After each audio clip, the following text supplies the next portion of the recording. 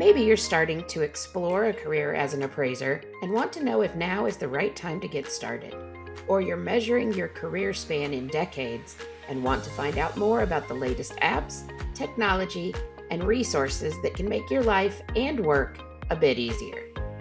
Get the answers and insight you need with Beyond the Numbers, a podcast from McKissock Learning. I'm Julie Moellendorp-Floyd, course and curriculum developer and instructor here at McKissock. Join me and an expert guest each week as we dive into the topics that matter most to appraisers, from industry and education news to marketing and other insights to help you run your business more effectively. If you'd like to stay at the forefront of appraisal news, boost your career, or just learn more about the profession, subscribe to Beyond the Numbers with McKissock Appraisal at Apple Podcasts, Spotify, or wherever you get your podcasts. Hope to see you there soon. Welcome to Beyond the Numbers with McKissock Appraisal. I'm your host, Julie Moellendorp-Floyd, a certified general appraiser in Missouri and Kansas, and a course and curriculum developer and instructor for McKissock. In our ongoing series, The Appraiser's Toolkit, we delve into essential knowledge for appraisers embarking on their own business journey, whether they're newly licensed or seasoned professionals striking out on their own. Joining us today is Mike Fletcher, a seasoned appraiser with a knack for technology and a senior data steward with CoreLogic. Mike will divulge some tips for maintaining a paperless office environment and just also setting one up. He's written an article called 10 Steps to Becoming a Paperless Office, and we'll be discussing the key points. So be sure to check out the link in our show notes. So Mike, welcome. Morning, Julie. How are you? So why does an appraiser want to be paperless? Oh, there's many reasons. I've been paperless for quite a while now, and I think some of the biggest things are efficiency. I'm very big on efficiency. If I'm paperless and I have a digital work file, I can quickly access my files. I don't have to go sorting through my boxes of files that I used to have when I wasn't paperless. Also, just strictly financial. I'm not spending a whole lot of money on toner, paper, printer repairs and things like that. And also, I have my files for 5 years, and then after the 5 years or 7 years, luckily I've only had to keep all of mine for only 5 years, but right. Yes, we all know that we need to dispose of those properly, some confidential stuff that you might need to shred or whatever, but if you're at least normally busy, you don't think about it, but when you go to those boxes and you go, oh man, I got to shred all this stuff, and you sit there maybe on a weekend or something, it takes a long time to actually shred, and your shredder overheats, and so it saves a lot of time, a lot of paper resources, and everybody probably knows more than one person that is paperless, and if you talk to any of them, they never regret that they went paperless, and their life is a lot easier and a lot less cluttered. You don't have a storage space you're renting for these files, or it's not taking up your garage, so there are a lot of reasons. So there's a couple of reasons. Environmental, more environmentally sound. We've got cost. You're not buying paper, buying folders, buying ink, all of that kind of business. There's also that storage piece. I remember moving big old boxes of files many times before I realized I was well past the date that I needed to keep these records. And then you got to get rid of them. And we don't want to have to worry about doing that. So if you narrow your printing or eliminate your printing altogether, you go strictly paperless, it can save you money, it can save you time, it can save you space, and it can help save the environment. So great points. So how do we get started? Well, there's a lot of different ways to get started. A lot of the things you see, and you've probably heard if you're an appraiser for any amount of time, is people that have gone paperless. You'll see stuff on discussion forums that talk about it, and everybody's that's wonderful and this and that. But to me, the way to get started is, and I've helped people get paperless, and it really comes down to each individual person kind of has to first understand the reasons why they should go paperless and then commit to it. Like, you can read all the articles and how great it is and all that, but most of us are human and just go, the way I'm doing things now is fine. I get it. They're super happy that they're paperless. That's fine. But the way I do things, I'm in my comfort zone. I like to have that file, right? So I always tell people to kind of get started, you got to kind of start small. Like first identify like all the stuff you're printing out, and Mm-hmm. or maybe start with your field notes. If you're a pen and paper person, quick and easy way to do it is keep doing what you're doing, but maybe convert your field notes when you get back to the office and you're done with a file to digital and Okay. save that. So start kind of small, but really, honestly, the successful people that I've talked to that have switched really have to understand for themselves why it makes sense for them to do it, and then Mm-hmm. actually kind of commit to it, because it is more of a behavior workflow modification thing than it is just like this whole concept like I'm going to switch to it, and one day you're Right. paperless. I mean, one day you're paper full and then the next day you're paperless. Doesn't usually work that well, to do it that. So, equipment wise, what do you need? What do you need to start out? You really don't need a whole lot. You could consider maybe a flatbed scanner or something like that. Okay. Say maybe you're at an inspection and the homeowner hands you here's my list of upgrades, and you go, okay, now I got this piece of paper I'm going to add to my work Sure. file. Quick way to do it, take a picture of it, and Okay. save that picture to your digital work file. But if that doesn't work for you, or you're not familiar with that process, a scanner is always good, because you never know randomly what type of paper you may come in. And I have, when I first started converting, I did start with my field notes and go, okay, let me get a scanner, scan that in. I didn't, at the time, I didn't think about, oh, just take a picture of it. Right. But I had a scanner already attached to the printer that I had, and I go, well, I'll just use that. So I'd come back to the Okay. office, scan it in, so a scanner would definitely help. Mm-hmm. Everybody probably has a smartphone now. If you're Okay. still one of Right. those appraisers that still uses a flip phone, and you're taking pictures, I'm sure you're digitally somehow putting your photos into your reports. So whatever camera you use, you could do Mm-hmm. that. Um, Once you get to a point where you're a little more advanced and stuff, a tablet maybe in the field. Some Okay. appraisers use tablets. Some of the leading appraisal software providers have a solution that you can use a tablet in the field, and you can use it. Right. Like, for example, Alamode's solution, you could just do pictures with it, or you could just use it for Mm-hmm. direction. You don't have to do your whole report in the field. So to be honest with you, there's really not a whole lot of equipment that you're going to need to go paperless that you probably already don't have, right? And that's probably what I would say that you really Okay. need as far as What actual about hardware equipment. what about storing? We won't need physical storage because we don't have those big file boxes. Right. But what about storing those appraisal files? I know we recently had a big issue with some appraisal technology, that there was a data breach, and appraisers were not able to access their their appraisals. What do you need to be sure you're protecting yourself and backing up and storing your information? Yeah, that's where you got to be a little bit technical. If you're not that technical at all, you could always reach out to your software provider. The two main ones, obviously, ACI and Alamode. I know they're very good about helping their customers figure out their storage needs. But as you convert to digital, you're saving some of the stuff. Either if you're taking a picture of it in a photo format, your resolution may be fairly high. So you have to kind of look at what storage you have on your computer. But then Mm-hmm. also, one of the big things about being completely paperless is backup, right? You need to make Right. sure not only do you have it on your own device, your own PC, but do you also save it externally, but then offsite also, storage like in the cloud. Mm-hmm. Again, the software providers typically will have their own solution for that for you, but then you can also look at third-party things, like a Dropbox type thing, or there's a Right. lot out there. And it's But important to keep in mind that simply because you're creating a work file digitally, it doesn't make it any less of a work file as far as USPAP goes. You're still going to have all the supporting information you need for your report, plus that true signed copy, right, right? It's absolutely, just yeah. digital. As long as you can recreate your work file at a future date, right, to comply with the record keeping rule, then you're good. And actually, I've seen, myself included, once you go paperless, you realize you probably were not necessarily saving everything you needed when you weren't paperless, Right? because the papers could Right? get loose or lost, or you go.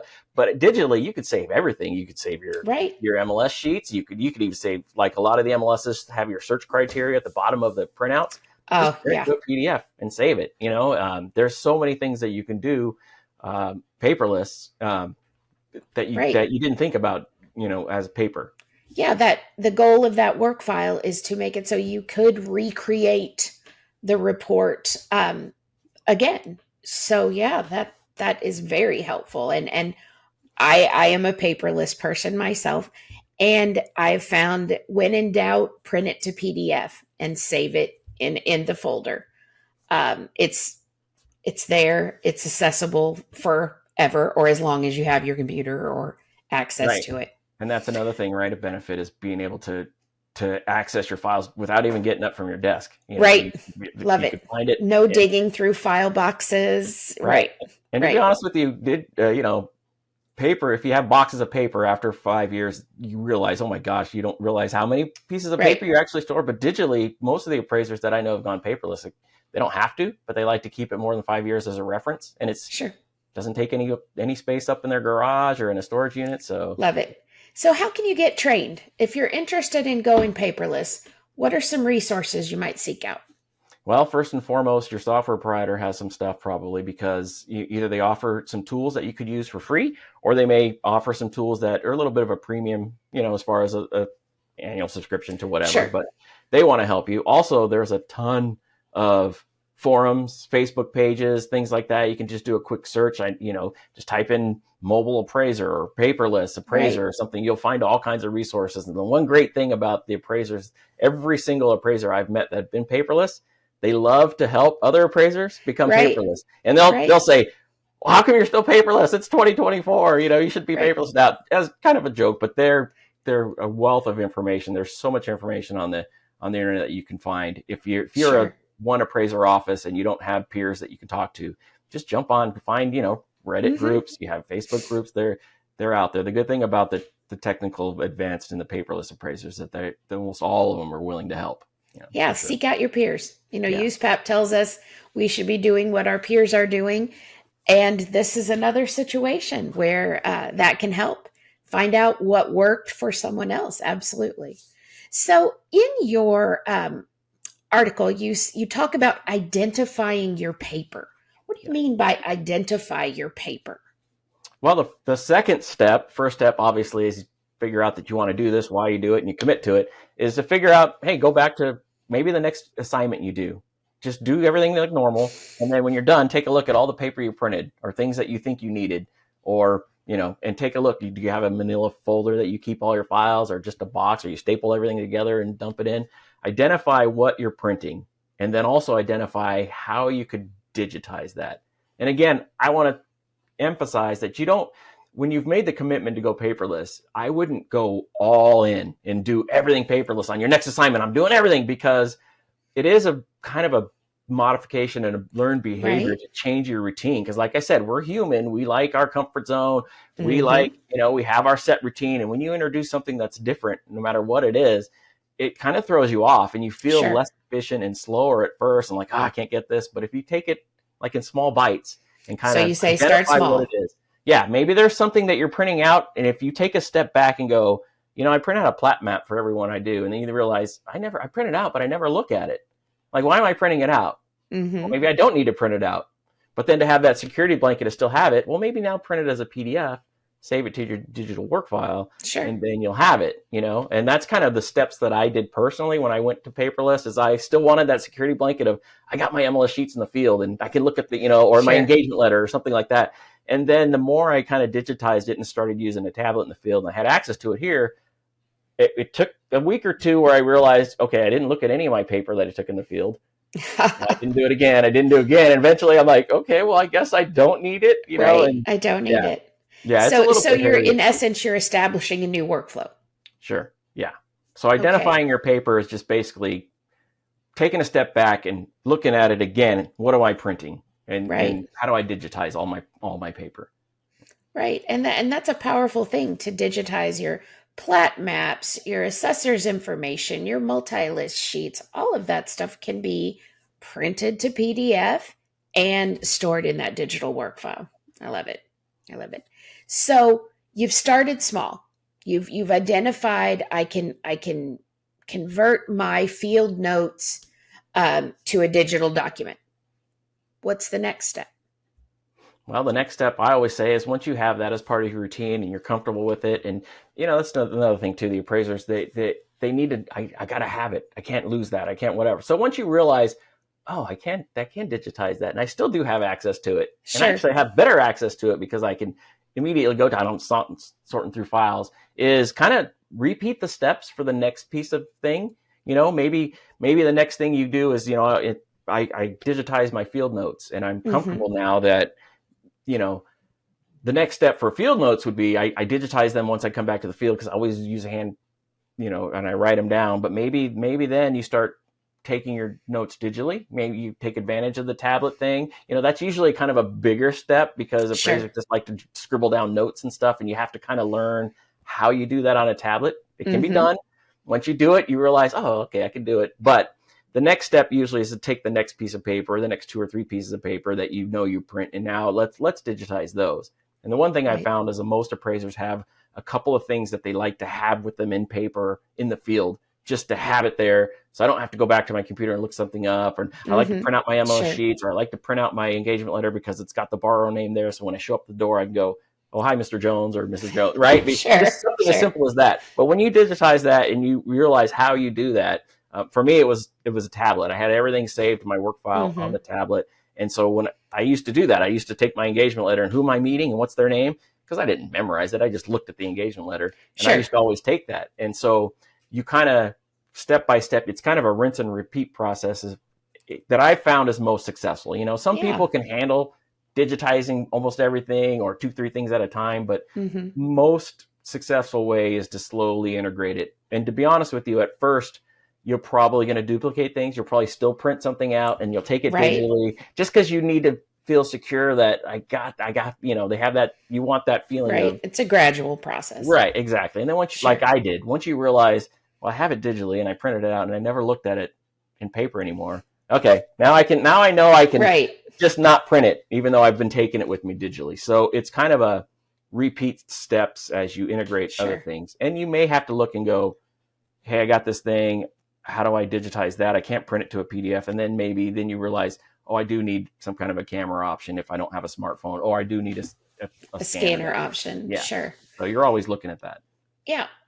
As a former regulator on a state board, I would usually tell appraisers that frequently a good, solid, strong work file is your best defense to a complaint, an allegation of some sort. If you can, it's kind of like a word problem, and your work file is where you show your work. That's where you go to find your support, to find those answers. I encourage appraisers to not just count on the fact that they could, if someone asked down the road, they could go back and access that information. You need to document what it was at the time you used it in your work file. Don't say, well, I can go back and pull the MLS sheets later. Well, guess what? MLS sheets can change over time. Same thing with Google Earth images. Same thing with assessors images, zoning, all of those things. Take that snapshot in time when you are using the data, store it in your work file. That gives you that ability to reproduce. You mentioned that usually on your MLS sheet, it will show the criteria you use to search. What an amazing tool that is. I searched these parameters in this market. That is absolutely reproducible. Yeah. So some great content. But again, appraisers need to realize a digital work file is no less. Usually it's more of a work file than what we had back in the paper days. Yep. And a true signed copy of your appraisal report does not mean a true piece of paper signed copy of your appraisal report. It can all be digital. Right. Absolutely. Great. So if someone has decided, I've had enough of this printer, I've had enough of buying ink cartridges, where do you recommend they go, again, to get that start? We've talked about talking to your peers, but what can motivate them to make that jump?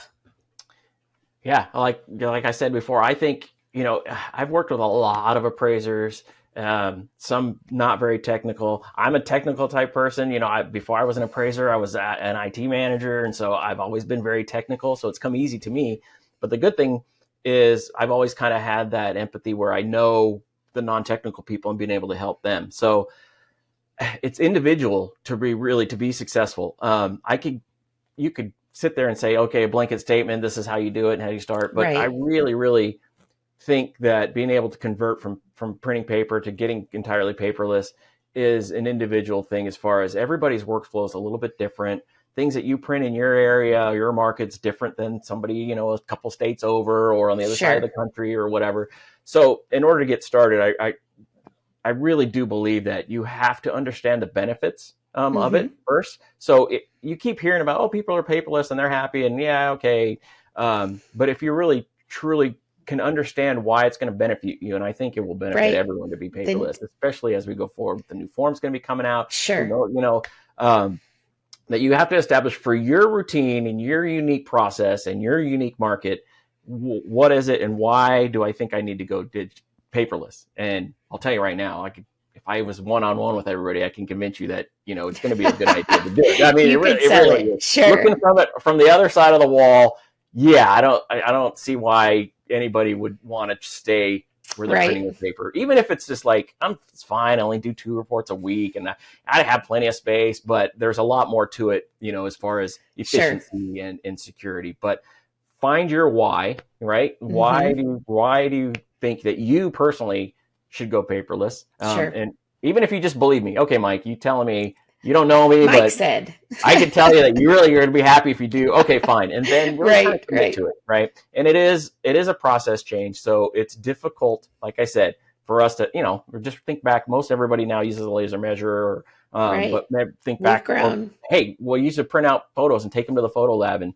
get them developed. And there was some resistance to going digital. I don't know if I don't have an actual copy of it, right? So, and to change the process, you have to understand the way you do things now.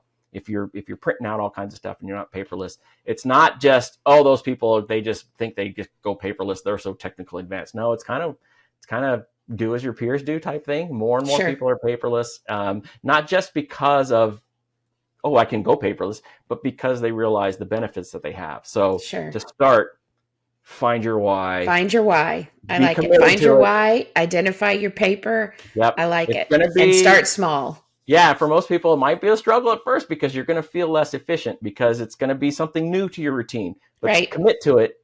You start small, like I said, just maybe continue doing what you're doing, but digitize something, but still do what you're doing. So you're doing a little extra work, but then you start to realize, like I did. And then you're transitioning.